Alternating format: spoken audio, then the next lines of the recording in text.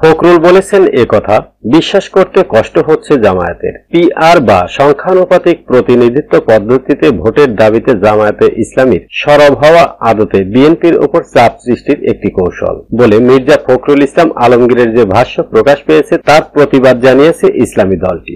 সম্প্রতি কলকাতার দৈনিক এই সময়কে দেওয়া সাক্ষাৎকারে বিএনপি মহাসচিব মির্জা ফখরুল ইসলাম তাদের কাছে 30টি আসন চেয়েছিল জামায়াত। এর জবাবে অনেক কম সংখ্যার কথা বলেছে বিএনপি, যা তাদের মনোপুত হয়নি। জামায়াতকে আর আমরা মাথায় উঠতে দেব না, তারা যত বড় শক্তি না, আমরা অকারণে তার চেয়ে বেশি গুরুত্ব দিয়েছি। এর প্রতিক্রিয়ায় জামায়াতে ইসলামীর সেক্রেটারি জেনারেল মিয়া গোলাম পরোয়ার মঙ্গলবার এক বিবৃতিতে বলেন, এ ধরনের সম্পূর্ণ অসত্য, অমর্যাদাকর ও প্রতিহিংসা পরায়ণ বক্তব্য মির্জা ফখরুল ইসলাম আলমগীরের মতো প্রবীণ রাজনীতিবিদ দিয়েছেন তা বিশ্বাস করতে আমাদের কষ্ট হয়। এই বক্তব্যের সাথে সত্য ও শিষ্টাচারের কোনো মিল নেই। যদি এ বক্তব্য তার হয়ে থাকে তবে বাধ্য হয়ে আমরা তার প্রতিবাদ ও নিন্দা জ্ঞাপন করছি। পাশাপাশি এই বক্তব্য যদি তার হয়ে থাকে তাহলে বাংলাদেশ জামায়াতে ইসলাম কার কাছে এই আসনগুলো দাবি করেছে তার প্রমাণ জাতির কাছে উপস্থাপন করার জন্য ব্যর্থহীন কণ্ঠে আহ্বান জানাচ্ছি। বাংলাদেশ জামায়াতে ইসলামী স্বাভাবিকভাবে তার মূল নেতৃত্বের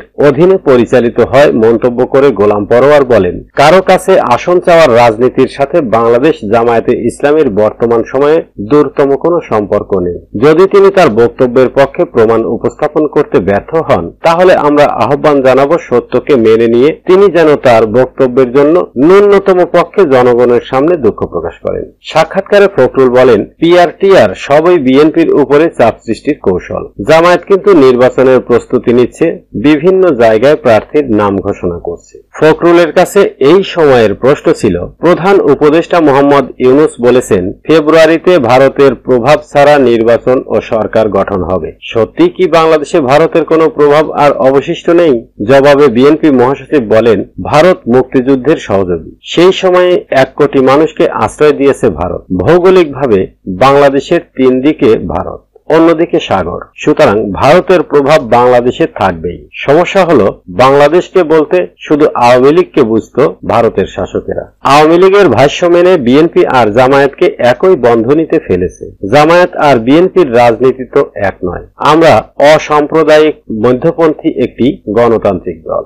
মুক্তিযুদ্ধে অর্জিত সংবিধান রক্ষায় আজও আমরা স্বাধীনতা বিরোধীদের সঙ্গে লড়াই করছি। বামেরা আমাদের সঙ্গে রয়েছে। এর প্রতিবাদে জামায়াতের বিবৃতিতে গোলাম পরোয়ার বলেন, বাংলাদেশ জামায়াতে ইসলামের রাজনীতি এবং সংগঠনের মর্যাদা সম্পর্কে তিনি যে তাচ্ছিল্য ভাষায় কথা বলেছেন তার বিচারের ভার জনগণের আদালতের উপর ছেড়ে দিলাম। প্রিয় জনগণের উপর আমাদের যথেষ্ট আস্থা রয়েছে। আমাদের কার্যক্রম দেশ ও জনগণের জন্য।